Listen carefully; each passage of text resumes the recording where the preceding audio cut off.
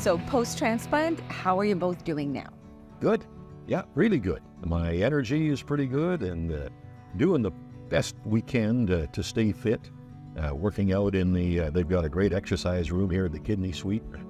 Taking advantage of that, or going for 2-hour walks on the beach, going all the way out to Spanish Banks and back. And I think that's important, and that, you have to kind of push through a little bit of discomfort, but when you do, you feel better. So Hugh, what has having a kidney transplant meant to you?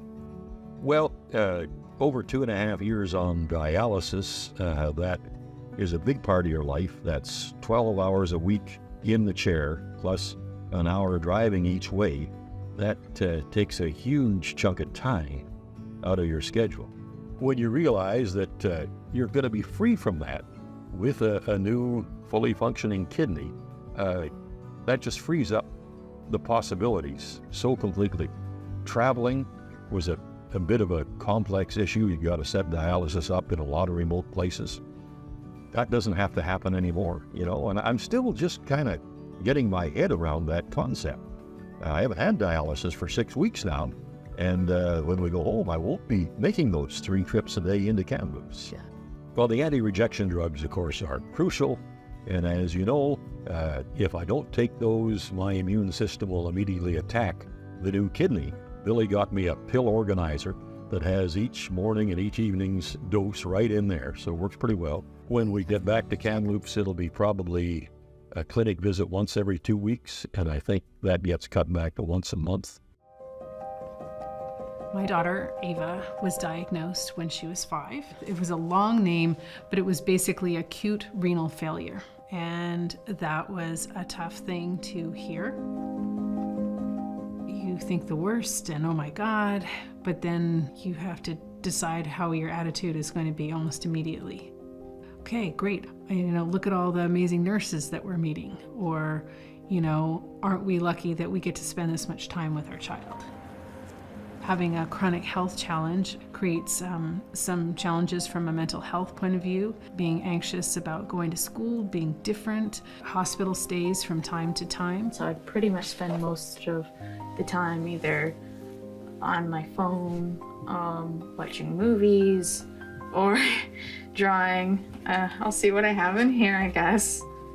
Had a really hard time with school because I would get into class late a lot because I was so tired, or I'd just been unhooked. It wasn't scary, but it made me feel kind of gross. And I always felt like it wasn't my body because I had this tube on my stomach.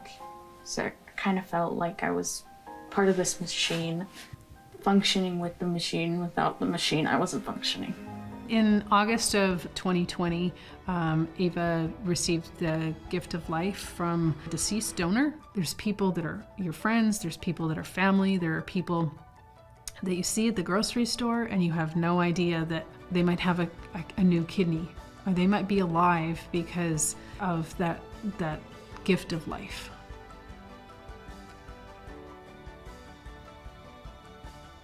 The kidney disease will, one point in her life, will pull her back into the kidney community, but places like the Kidney Foundation are there to catch you. G for Calma, you look fantastic. How are you feeling? I'm feeling like I'm 50 years old again. It's just amazing. The transformation was, I can't explain it, how the energy level went up, how much better I feel. The appetite's better, the weight gain is great, almost too great.